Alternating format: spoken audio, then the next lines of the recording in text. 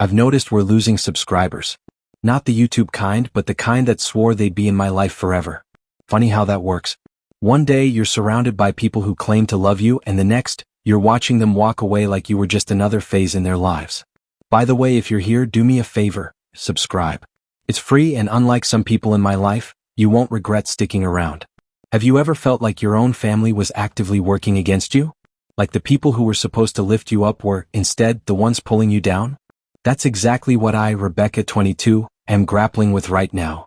My mother, Linda, 45, and my younger sister, Jorge, 19, recently convinced me to turn down a life-changing job opportunity, a position at a top-tier tech company in San Jose.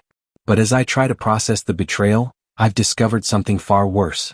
The college fund my dad left behind for me? The one that was supposed to ensure my future? It's gone. Illegally drained by the very person who was meant to protect me. To understand how I got here, let me take you back. 2 years ago, my father, Michael, died in a car accident on his way home from work. He wasn't just a good dad, he was my rock. The kind of father who never missed a single one of my coding competitions or academic events, no matter how exhausted he was. Every Sunday morning we had a ritual. He'd make his famous pancakes, regular pancakes with chocolate chips, but he was so proud of them. While flipping them, he'd tell us stories from his college days, sneaking in terrible dad jokes that always made us groan and laugh at the same time. Before the accident, our family wasn't perfect, but it was stable. My parents had their struggles like any couple, but they balanced each other out. Dad was the calm, logical problem solver, the voice of reason. Mom was more emotional and impulsive. They made it work, and our home felt safe, predictable. Then Dad was gone and everything fell apart. Not just because of the grief, but because it was like the foundation of our family crumbled overnight. My mother became emotionally entangled with my sister, Jorge, in a way that felt suffocating. It was as if they'd formed this impenetrable bond, leaving me on the outside looking in. While Jorge became the sun around which Mom's world revolved, I was reduced to the responsible one, expected to sacrifice everything for the sake of the family. To be fair, Jorge had always been the dramatic one. Even before Dad died, she was the kind of person who needed constant attention, the social butterfly to my quiet, tech-obsessed self. Dad used to be the counterbalance to Mom's tendency to spoil her. But with him gone, there was no one left to keep things in check. Their relationship escalated into something unrecognizable. Every minor setback in Jorge's life became a full-scale crisis. When she didn't make the cheerleading squad in high school, Mom let her skip school for a week and maxed out her credit card on comfort items. When she wasn't accepted into her dream college, Mom spent 2 weeks calling administrators and even applied for a loan just to make a donation in a desperate attempt to get her in. Meanwhile, I was trying to keep everything afloat. I maintained a 4.0 GPA in computer science, worked part-time at the university's IT department to help cover household expenses, and most importantly, I looked after my younger brother, Tommy. Tommy is 10, the sweetest kid you'll ever meet, and the only person in my family who still treats me like a person instead of a utility. Against all odds, I graduated with my computer science degree this year. And against even greater odds, I landed an incredible job offer from one of San Jose's most prestigious tech companies. The hiring process was brutal, 6 grueling rounds of interviews, technical assessments, and behavioral tests. But I did it. I won. And for the first time since Dad's death, I felt like I was standing on solid ground. I thought Mom and Jorge would be proud of me. I thought they'd celebrate with me. But instead they acted strange. Distant. And then the sabotage began. First, it was the guilt trips.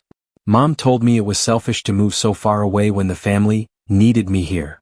Jorge cried about how hard it would be without me around, how she'd fall apart. Then came the manipulation. Mom started feeding me horror stories about how San Jose was too expensive, how I'd never survive on my own, how tech companies only cared about profit and would burn me out in a year. They wore me down inch by inch until I started doubting myself. Then the final blow. I overheard a conversation I wasn't meant to hear. Jorge was upset, sobbing really, because she'd run out of money. And Mom, in a hushed voice, told her not to worry. We'll figure it out. I already used Rebecca's college fund for the family. We always take care of each other. My college fund. The money Dad had worked so hard to set aside for my future. Gone. I felt the air leave my lungs. I wanted to believe I had misheard. But when I checked the account, the truth hit me like a freight train. A zero balance. No record of where it had gone. Just gone. My own mother had stolen my future. And now she was trying to keep me trapped. The technical interviews were brutal, Coding challenges, behavioral assessments, and endless late-night study sessions spent mastering algorithms and data structures. I prepared relentlessly, balancing my family responsibilities with my dreams. And when the offer letter arrived, I could hardly believe it. A base salary of $125,000, plus a signing bonus and stock options that made my head spin. This wasn't just a job. It was my ticket to a real career, to financial stability, not just for me but for my family once I got established. I could finally pay off my student loans, the ones Mom couldn't co-sign for because she was too busy paying off Jorge's endless shopping sprees. But last week, Mom walked into my room with that expression, the one that told me she was about to drop a bomb that would change everything. She sat on my bed, clutching the plush penguin Dad had bought me for my 16th birthday, one of the last pieces of him I still had, and said, "Rebecca, we need to talk about your job offer." My stomach immediately dropped. She told me Jorge was struggling with her first year of college and needed a vacation to deal with her anxiety. She claimed Jorge needed to come home, and that meant extra expenses she couldn't handle alone. She wanted me to turn down the San Jose offer and get a local job so I could help with finances and take care of Tommy. Jorge's anxiety seemed suspiciously selective.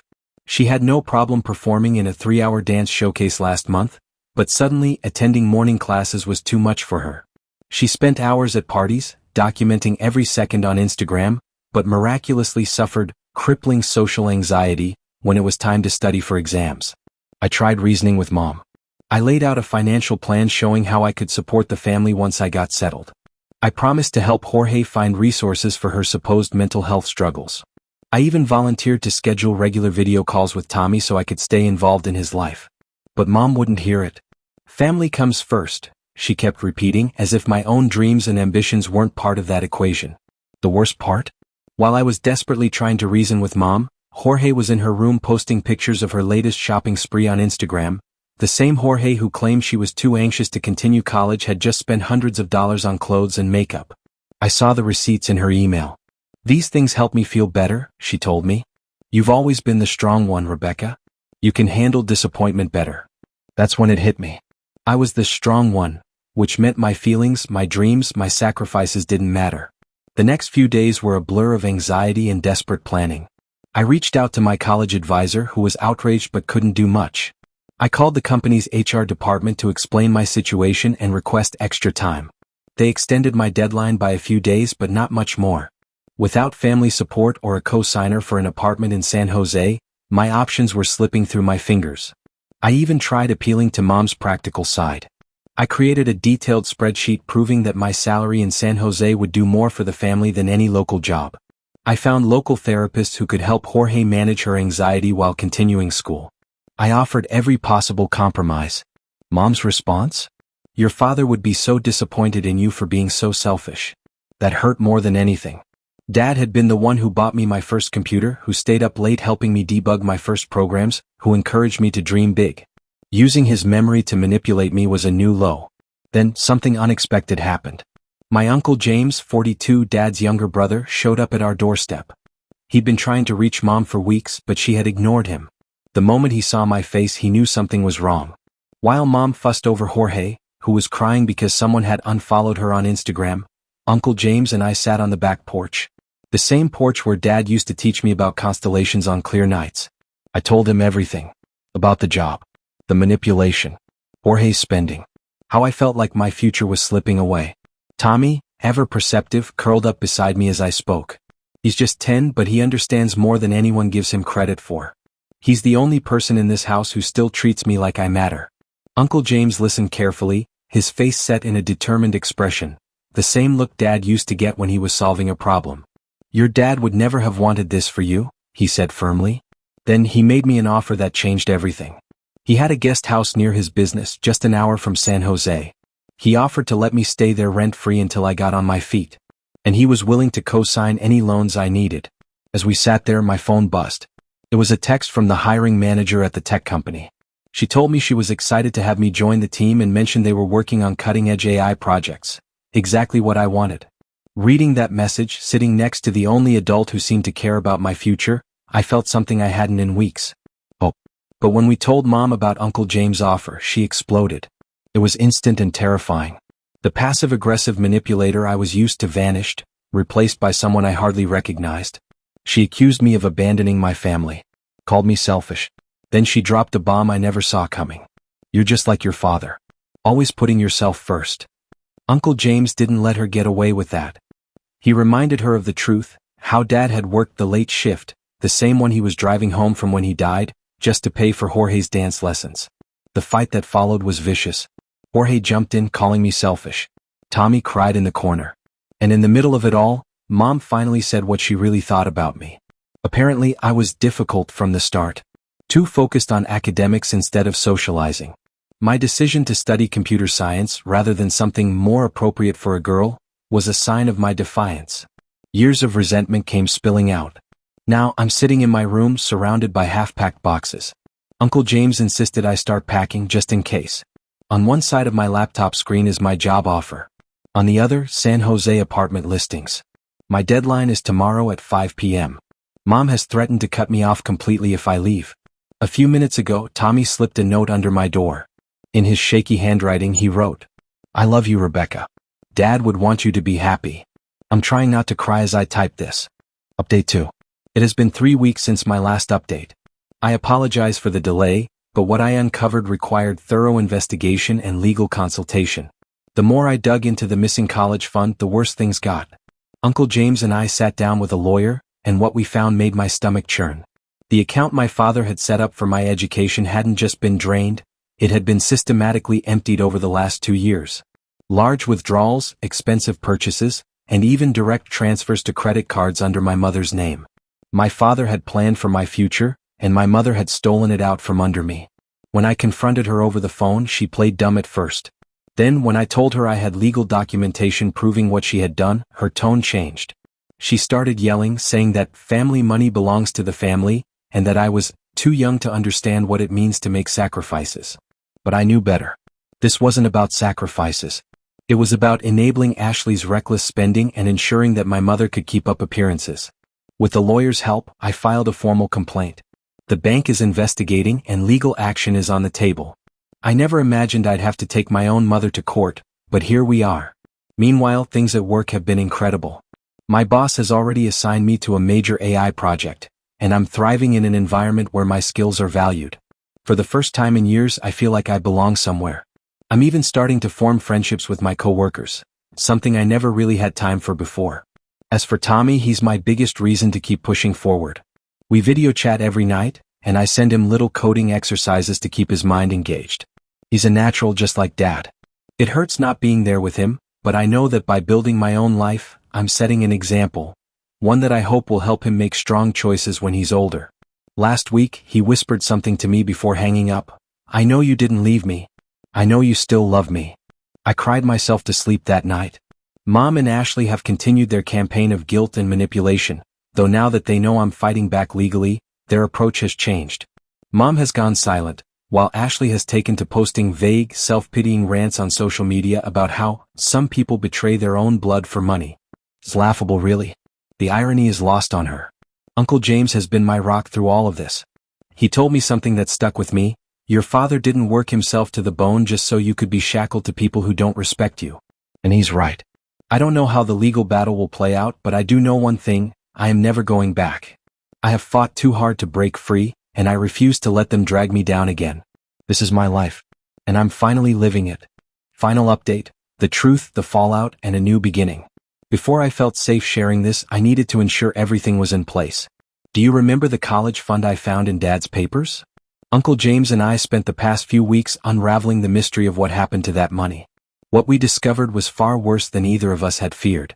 With the help of one of Dad's old banking colleagues, we learned that Mom hadn't just accessed one account, she had systematically drained multiple ones. There was a college fund for me, another for Tommy's future education, and a general emergency fund. Within months of Dad's death, they were all emptied. Last week, Mom sent me an email. A long one. At first, it was a weak attempt at an apology. I may have been too harsh, but soon her tone shifted. She was trying to get ahead of the truth, to rewrite history before we uncovered it ourselves. Then she dropped something that was clearly meant to shatter me. There's something you need to know about your father. She claimed that when she was pregnant with me, Dad had an affair. That she had forgiven him but never forgotten, and that's why she had always been distant. She wrote that she could find it in her heart to forgive me too, if I agreed to drop my investigation into the missing money. But her story didn't add up. Uncle James and I dug through Dad's old records, and the truth hit us like a sledgehammer. During the time Mom claimed Dad was cheating, he had actually been working double shifts, trying to pay off her credit card debt. We found old statements filled with massive charges, all in her name. And then we made an even bigger discovery. Dad's old email account was still active. Buried within it were years of correspondence with his lawyer. He had documented everything: Mom's reckless spending, her financial manipulation, and even his attempts to safeguard money for our futures. Dad wasn't cheating. He was trying to protect us. The emails revealed something even more heartbreaking. Dad had been planning to leave Mom. Not for another woman, but because he was afraid of the damage she was doing to us. His accident happened just 2 weeks before he was supposed to file for divorce.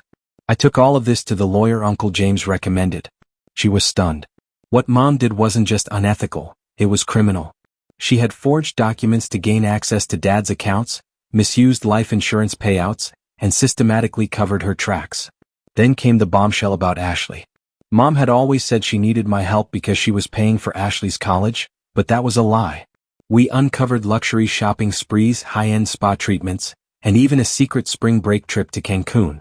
The money meant for our futures had been funding Ashley's designer wardrobe and influencer lifestyle. Scrolling through Ashley's social media, I saw it all. Every extravagant purchase, every vacation, every overpriced handbag. The timestamps aligned perfectly with the depletion of Dad's accounts. Mom wasn't just enabling Ashley, she was financing her. The lawyer confirmed it. We had a case for financial fraud. But my biggest concern wasn't the money, it was Tommy. He was still trapped in that house, watching Mom and Ashley spend what should have been his future. Uncle James and I began exploring custody options, and our lawyer believed we had a strong case. I never responded to Mom's email. The lawyer advised against it. But she and Ashley must have sensed what was coming because they launched a smear campaign against me online. According to them, I was an ungrateful daughter who had abandoned her family for a selfish tech career. The truth? Learning about Dad's plans to leave validated everything. He knew what was happening. He saw what Mom was doing. He was trying to save us, but he never got the chance. Now, I was going to finish what he started. 6 weeks later. The past 6 weeks have been a whirlwind of legal battles, life changes, and long overdue justice. The court case moved quickly. Mom's own meticulous record-keeping became her downfall. She had documented everything. Every forged signature, every unauthorized transfer, every lie. She never expected anyone to look. When confronted in court, the mask slipped. She admitted to it all: the fraud, the theft, the forged paperwork. She had no choice. The judge's ruling was swift: full repayment of all stolen funds plus interest. But financial restitution was the least of her problems. She's now facing criminal charges for fraud.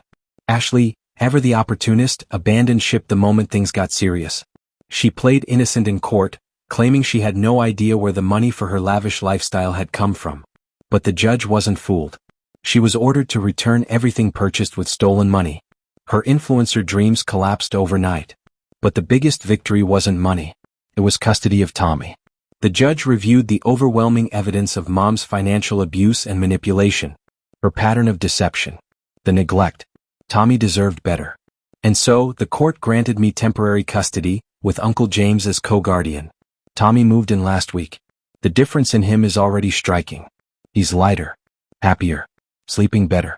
He's excited about the coding projects we're working on together, already planning his next science fair entry. My career, once a point of contention, has now become a pillar of stability. My initiative at work caught the attention of upper management, and I was promoted to team lead. The judge even cited my stable job and income as a key factor in the custody ruling. Mom made one last attempt to manipulate me, offering to forgive everything if I dropped the case and gave Tommy back. Her lawyer shut her down the moment I played recordings of her threatening me over the phone. Ashley, predictably, turned to social media. Bitter posts about toxic family members and betrayal. But no one's listening. She's moved in with a friend, refusing to live with Mom now that the money's gone. Uncle James has been my rock through all of this. He helped Tommy set up his new room, enrolled him in a great school, and even opened a new college fund for him. One that Mom can't touch. We have weekly family dinners now. We talk about Dad. For the first time, his memory isn't clouded by Mom's lies. The truth is painful, but it's also healing. The guest house has become home. Tommy's room is covered in science posters, coding flowcharts, and blueprints for projects we're working on together. He just joined a robotics club, and his enthusiasm reminds me of Dad. I started therapy. I'm learning that none of this was my fault. That Dad wasn't the villain in Mom's story. He was the hero, fighting for us until the end. Now I'm just finishing what he started. Looking back at my first post, I barely recognized the person I was. I almost gave up my dreams for a family that never truly supported me. Now I have a real family, the one I chose. Mom and Ashley showed their true colors. But by losing them, we gained something far more valuable. Truth, freedom, the future. For anyone reading this, trust your instincts. If something feels wrong, it is wrong. Sometimes the family you choose is more important than the one you're born into. Thank you to everyone who gave me the courage to fight. Your support didn't just change my life. It saved it.